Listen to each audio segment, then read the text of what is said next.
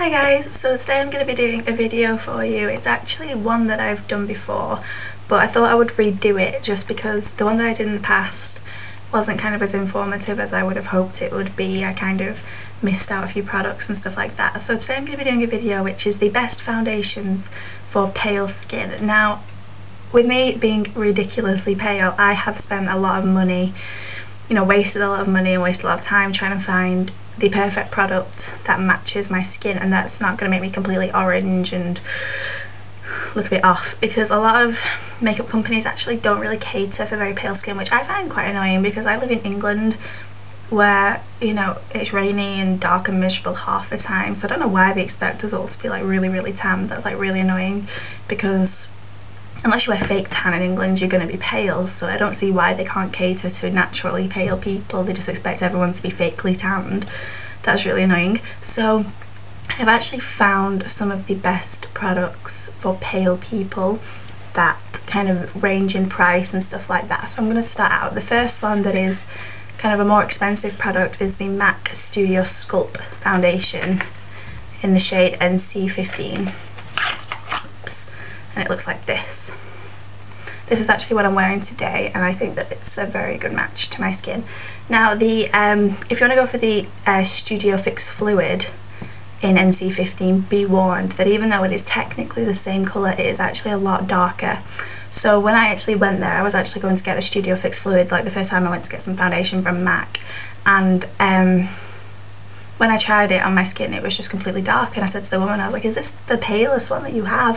And she said, well, yeah, that's the kind of palest that we do, but in a different form foundation. This one, the same shade, is actually quite light. So if you are thinking of buying some foundation from MAC and you are very pale, I would suggest the Studio Sculpt, not the Studio Fix Fluid. So yeah, even though this is oh god, I'm dropping it. Even though this is more expensive, like I think the other one's £19 and this is like £24, so it's like £5 more, but it's going to match your skin perfectly rather than just paying for a foundation that's going to be too dark. So that is the first one.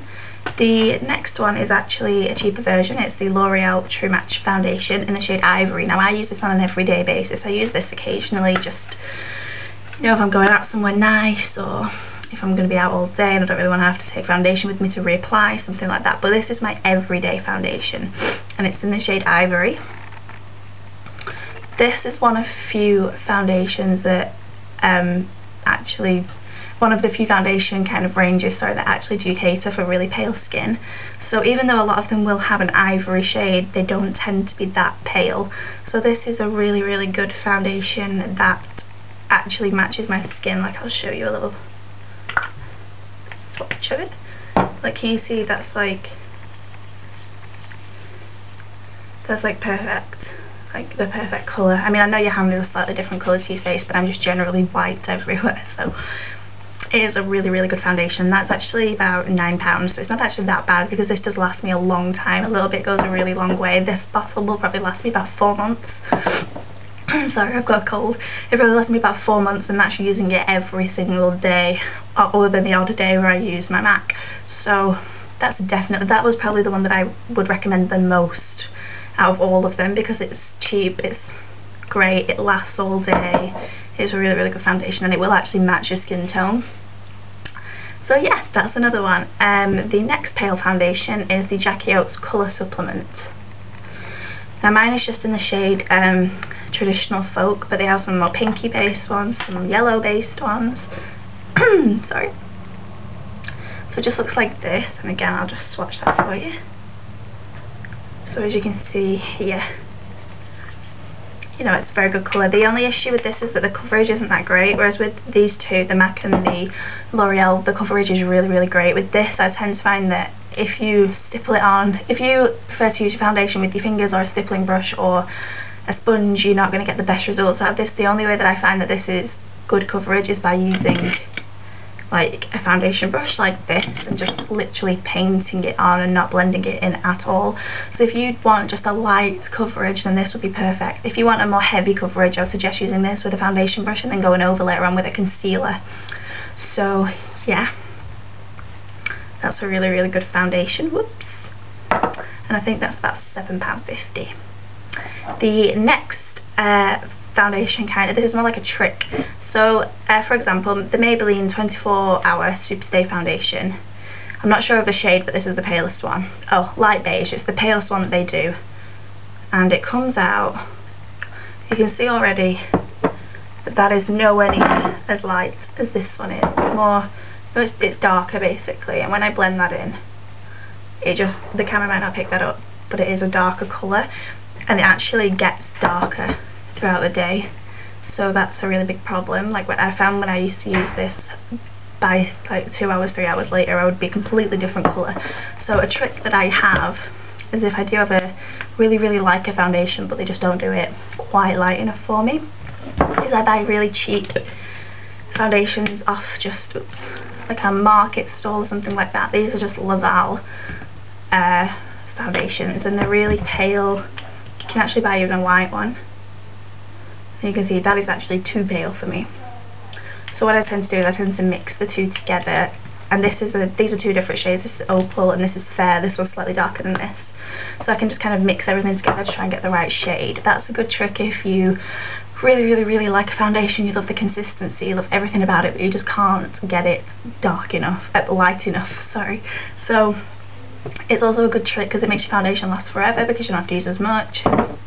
Yeah, that's a good trick that I use sometimes. It's also good for in the summer, if maybe a foundation you're using, you want it to a different shade than what you would in the winter. Maybe you've caught a bit of a tan, you can just switch it up and like get the perfect shade for you.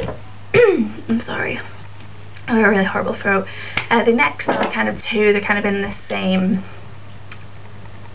category. This is just a CoverGirl Clean Makeup and a Sally Hansen Corn Silk makeup foundation, sorry. This is in shade 205 Ivory, and I think this is in shade 02 Beach, but this is actually really pale. So these are just really nice liquidy foundations, whereas the MAC is much more of like a silicone-y, I don't know if it's silicone based, but it's very thick and very kind of, not heavy, but like plasticky. That doesn't make any sense, but it's, I'll just show you. It's probably going to be better. So can you see how that is just really, it's quite thick. Can you see how I mean with that?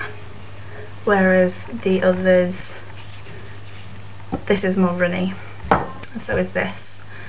These two are even runnier. These two are just literally like liquid. These are really good. This actually looks really dark, but it's not. It's a really great colour. When you blend it in, it actually blends in perfectly to your skin tone. So that's CoverGirl Clean, and this is Sally Hansen Corn Silk Zero Shine or something. Yeah, Zero Shine Skin Clearing Makeup. So that's really good. This is better coverage than this, but these are generally not that great coverage. So if you want a lighter coverage because maybe you have really good skin that's just really pale, then these are really great. Oops. And the final good foundation, which I actually use as a concealer, is the Maybelline Dream Matte Mousse in shade Ivory, again, light porcelain, sorry. As you can see, I've pretty much used all of this. This is a really good foundation. It's just actually too heavy for me, so I don't need that much coverage all over, so I just kind of use this. See, I forgot a little spot here. I just use this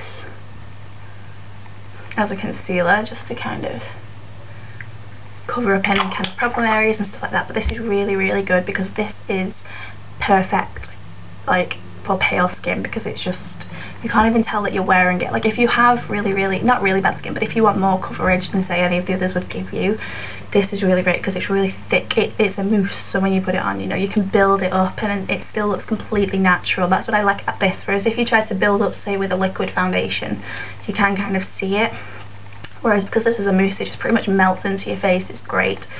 So that is another good foundation.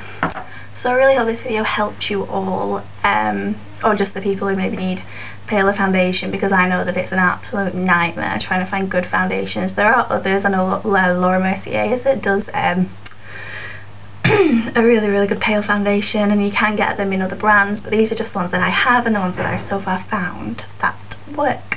I have purchased others in the past that I've just had like thrown away or given away because they're just useless. So yeah, I really hope this video helped you all, and I'll see you soon.